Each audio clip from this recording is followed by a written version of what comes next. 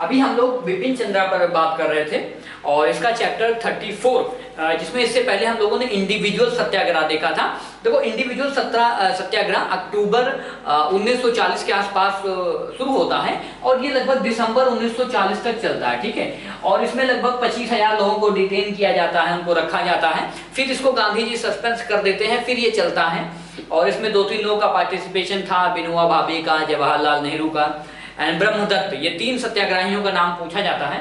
तो these are the important figures associated with individual satyagraha. अभी हम लोग चलते हैं 1941 में। 1941 में, क्योंकि आज हमें क्रिप्स मिशन भी देखना है, तो 1941 में जो चूंकि वर्ल्ड वार शुरू हो गया है, तो वर्ल्ड वार में आप देखो जो नाजी गवर्नमेंट है, जो हिटलर की लेड गवर्नमेंट है, उसने पोलैंड, ठीक है, चेकोस्लोवाकिया, उसके बाद में ऑस्ट्रिया हंगरी, और जो आप देखो अगर एक वर्ड में मैं समअप करूं तो जो ईस्टर्न यूरोप है ना, इवन फ्रांस का जो ईस्टर्न पार्ट है, वो सब ईस्टर्न यूरोप कहना बेटर शब्द होगा। ईस्टर्न यूरोप तक जो है जर्मनी क्या कर गया था, एंट्री ले चुका था। तो अब चूंकि ये वर्ल्ड स्पेयर पर ये चल रहा है, मतलब ये यूरोप में चल रहा है कि जो ईस्टर्न यूरोप है, सॉरी ये क्या बनना रहा, जो ईस्टर्न यूरोप है, अगर आप देखो ईस्टर्न यूरोप, यहाँ पर इंग्लिश चैनल है, यहाँ पर ब्रिटेन है और यहाँ फ्रांस है, ठीक है, इधर रसिया हो गया, ये पूरा का पूरा एरिया। तो ये पूरा यहाँ तक जो है जर्मनी की पूरी पैठ होती जा रही थी। अब इस पूरे एरिया में इन्फ्लुएंस बनता जा रहा था। अभी 2 सबसे बड़े इंपॉर्टेंट डेवलपमेंट जो इस दौरान होते हैं वो होते हैं, एक जो होता है 22 जून को, 22 जून 1941 को सबसे बड़ी मूर्खता वाला काम, जिसे वर्ल्ड हिस्ट्री में बहुत ही अलग नजरिए से देखा जाता है। जो नाची गवर्नमेंट है, जो जर्मनी की फोर्स है, वो रसिया पर अटैक कर देती है। रसिया पर अटैक करना सबसे बड़ी मूर्खता माना जाता है और इसी का कारण है कि वर्ल्ड वार 2 इतना ज्यादा ब्रूटल हुआ, क्योंकि रसिया का पार्टिसिपेशन होने का मतलब है, रसिया पर अटैक होने का मतलब है, जो इंडिया का लेफ्टिस्ट है, जो रशियन रेवोल्यूशन से बहुत प्रेरित है, वो फिर एग्रेशन में आ जाता है, ठीक है। वो फिर ऐसा लगता है कि नहीं, अभी हम क्या करेंगे, वर्ल्ड वार 2 में क्या करेंगे हम, चूंकि ब्रिटेन फिर रसिया के साइड हो जाता है, आपको पता ना, रसिया पर एग्रेशन होगा तो रसिया और ब्रिटेन साथ साथ हो जाएंगे। अब फिर जो भारत में लेफ्टिस्ट हैं उनके लिए द्वंद्व की समस्या है, तो वो ब्रिटेन के साइड जाना सुनिश्चित करते हैं। इसीलिए जब भारत में आप देखो, जब क्विट इंडिया मूवमेंट शुरू होगा, आगे हम देखेंगे, तो लेफ्टिस्ट का पार्टिसिपेशन बहुत कम रहता है, ठीक है। जो भारत के कम्युनिस्ट होते हैं, ठीक है, उनका बहुत कम पार्टिसिपेशन होता है। भारत के communist is more better word than leftist, ठीक है। Actually we generally use interchangeably, but there are quite some important differences. Now there are much more faction active in India, like communist, like left or like royalist, like CSP, Congress Socialist Party. तो कई सारे faction रहते हैं। एक सुभाष चंद्र बोस का, एक नेहरू को भी कभी कभी लेफ्ट कहा जाता है, but he was much more close to Gandhi ji. तो ये जो घटना होती है 20 जून को, ये काफी दुखदायी होती है कि जर्मनी ने रसिया पर अटैक कर दिया है। दूसरा सबसे इंपॉर्टेंट डेवलपमेंट जो होता है, जिसने उस इंटरनेशनल वर्ल्ड वार में सबसे बुरा किया है, वो है लगभग 7 दिसंबर को पर्ल हार्बर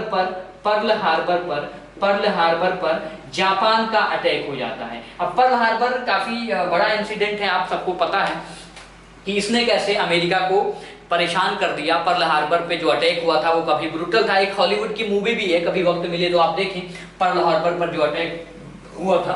तो ये दोनों घटनाएं जो होती हैं 1941 की, प्लस जो 3 घटनाएं हमने बहुत मेजर डिस्कस की वर्ल्ड वार की। पहली क्या है, लगभग ईस्टर्न यूरोप में पूरा जर्मनी का जो है शासन आने लगा है। दूसरा जर्मनी ने क्या कर दिया है, सबसे बड़ी गलती, रसिया को वर्ल्ड वार में घसीटने की कोशिश की है, उस पर अटैक कर दिया है। और तीसरा पर्ल हार्बर का एक्सीडेंट हो जाता है। तो आप देखो जो ब्रिटेन है वो भी सकते में आ जाता है। ये प्रेशर किस पे क्रिएट कर रहा है, विंस्टन चर्चिल पर। चर्चिल उस समय जो प्राइम मिनिस्टर होते हैं उनके ऊपर एक प्रेशर क्रिएट होने लगता है ऑटोमेटिक, की उनको ऐसा लगता है कि ब्रिटेन को भी अब एनेक्स कर लेगी। एक समय ऐसा आता है, रियली ऐसा लगता है ब्रिटेन को कि अभी तो मेरी भी कुर्सी जाने वाली है।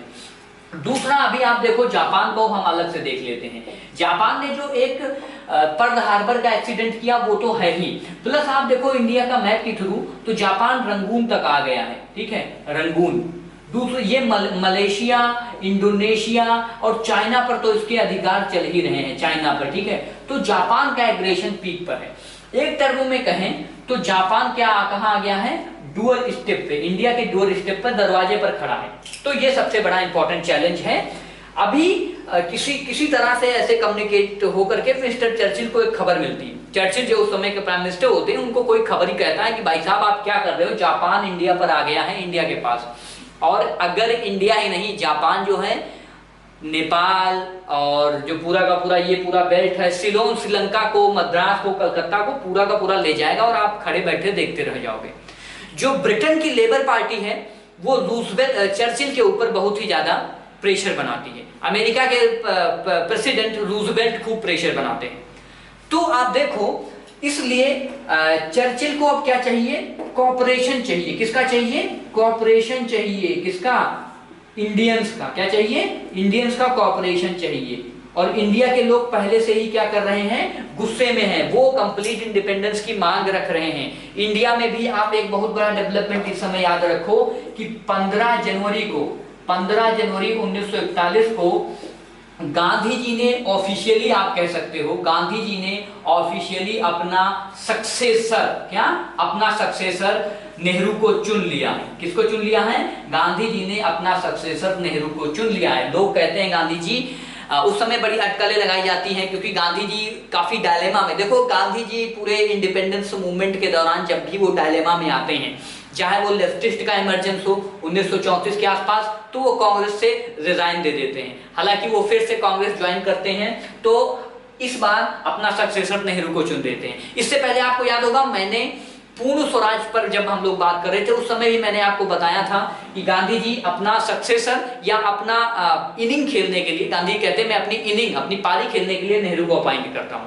यहाँ को लोगों को लगता है कि राजा जी बहुत बड़ा नाम हुआ करता था, राजगोपालचारी, उनको गांधी जी अपना सक्सेसर बनाएंगे अगर बनाना ही है तो।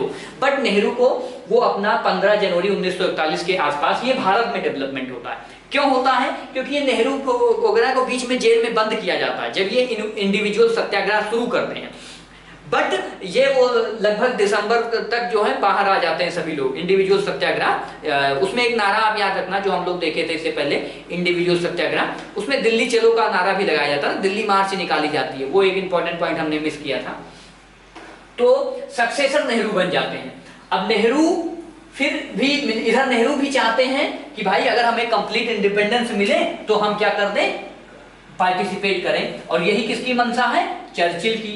तो चर्चिल एक प्रपोजल भेजते हैं कि भाई एक्टिव पार्टिसिपेशन के लिए। उसी प्रपोजल को या उसी ड्राफ्ट जो रेजोल्यूशन आता है, जो एक कमेटी बनकर आती है, उसी को कहते हैं क्रिप्स मिशन। क्या कहते हैं, क्रिप्स मिशन। क्योंकि इधर नेहरू भी पावर में आ गए हैं और उधर कौन है, चर्चिल। तो भारत में क्या आता है, आप देखो मार्च के अंतर्गत भारत में मार्च 1942 आ जाता है देखते देखते, और मार्च 1942 में क्रिप्स मिशन आता है भारत में। क्या आता है, क्रिप्स मिशन। अब क्रिप्स मिशन इसको क्यों कहा जाता है, क्योंकि इसके जो हेड होते हैं वो स्टैनफोर्ड क्रिप्स होते हैं, ठीक है। तो दैट इज अनदर थिंग। अब हमें इसके जो पॉइंट्स हैं वो इंपॉर्टेंट है हमारे लिए। वो ये है कि जो क्रिप्स मिशन है, द क्रिप्स मिशन का सबसे इंपॉर्टेंट क्या रहना है, अगर आपको बोला जाए to seeks active participation of Indians. क्या, active participation of Indians in world war second. Bharat के लोगों का एक्टिव पार्टिसिपेशन चाहिए वर्ल्ड वॉर सेकेंड में। क्यों, क्योंकि इससे इंडिया की कॉलोनी, इंडिया का भी डिफेंस होगा, प्लस जो ब्रिटिश या अलाइड पावर्स हैं उनके इंटरेस्ट भी सेव रहेंगे। First thing. And second thing is, अब भारत में क्रिप्स आते हैं चाहे सूट बूट पहन करके, ठीक है, चाय नाश्ता पानी पीते हैं, और उसके बाद में ही पुट फॉरवर्ड हिज पॉइंट, ठीक है, वो अपने जेब से अपनी ड्राफ्ट निकालते हैं। तो उसमें पहली बात कहते हैं डोमिनेंट स्टेटस की। क्या कहते हैं कि डोमिनेंट स्टेटस देंगे, ठीक है। लेकिन आप बताओ भारत को डोमिनेंट स्टेटस चाहिए क्या, नहीं चाहिए। तो कांग्रेस इसको मानेगी क्या, नहीं मानेगी। दूसरा ये कहते हैं कि हम एक कॉन्स्टिट्यूशन की कमेटी बनाएंगे। क्या है, एक ऐसी कमेटी बनाएंगे जो कॉन्स्टिट्यूशन को फ्रेम करेगी। अब क्वेश्चन उठता है इस कमेटी में रहेगा कौन कौन से, तो फिर क्रिप्स कहते हैं कि इसमें दो लोग रहेंगे, एक लोग रहेंगे इलेक्टेड और दूसरे लोग रहेंगे नॉमिनेटेड, ठीक है। तो फिर कांग्रेस यहां पर गुस्सा हो जाती, भाई ये नॉमिनेटेड कहां से आ गए, तो ये कहते हैं देखो ये नॉमिनेटेड वहां से आएंगे जो प्रिंसेस वाले हैं ना, प्रिंसली स्टेट नहीं है जो राजा रजवाड़े, वो लोग अपने नॉमिनेटेड मेंबर्स को छोड़ देंगे, भेज देंगे यहाँ पर, और आप लोग जो प्रोविंशियल असेंबलीज हैं, जो प्रोविंशियल असेंबली है जहां पर लेजिस्लेटिव काउंसिल वगैरह है, ठीक है, वो लोग अपने इलेक्टेड मेंबर्स भेज देंगे। तो फिर कांग्रेस गुस्सा हो जाती है, यार ये नॉमिनेटेड क्यों आएंगे यार, कॉन्स्टिट्यूशन बना रहे हैं, मजाक थोड़ी कर रहे हैं, इसमें नॉमिनेटेड लोग कहां से आ गए, कॉन्स्टिट्यूशन का मतलब ही क्या है, विल ऑफ द पीपल, ठीक है। अगर भारत के कॉन्स्टिट्यूशन को नॉमिनेट लोग बनाएंगे ये कौन सी बात है, एटलीस्ट इनडायरेक्ट इलेक्शन होना चाहिए, ठीक है। उस समय आपको पता है 1946 का भी जो इलेक्शन था वो इनडायरेक्ट इलेक्शन था, ठीक है। तो डायरेक्ट अगर मासेस का पार्टिसिपेशन ना हो फिर भी एक थोड़ी मोड़ी इलेक्शन की प्रोसेस तो करो, ये प्रिंसेसेस को कौन सी पावर देगे, ये अपनी मनमानी करेंगे।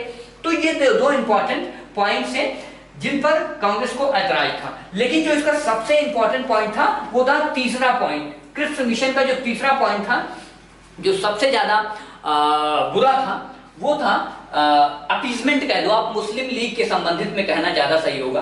क्रिप्स मिशन ने यह कहा कि अगर कोई भी प्रोविंस क्या है, अगर कोई भी प्रोविंस, अब ये टर्म आते ही आप समझ जाओ ये मुस्लिम लीग की तरफ कह रहा है, क्योंकि इनका क्या काम है, अपीजमेंट करना, ठीक है। कोई भी प्रोविंस अगर विश नहीं करता है नॉट टू ज्वाइन, क्या है, नॉट टू ज्वाइन, अगर इसको नहीं ज्वाइन करना चाहता तो वो एक सेपरेट एग्रीमेंट साइन कर सकता है, क्या कर सकता है, सेपरेट एग्रीमेंट साइन कर सकता है ब्रिटेन के साथ, ठीक है। अगर किसी को ये नहीं पसंद आता है ये वाला पोर्शन, चाहे वो डोमिनेंट स्टेटस हो, चाहे वो कॉन्स्टिट्यूशन का फ्रेम हो, तो वो सेपरेट एग्रीमेंट कर सकता है।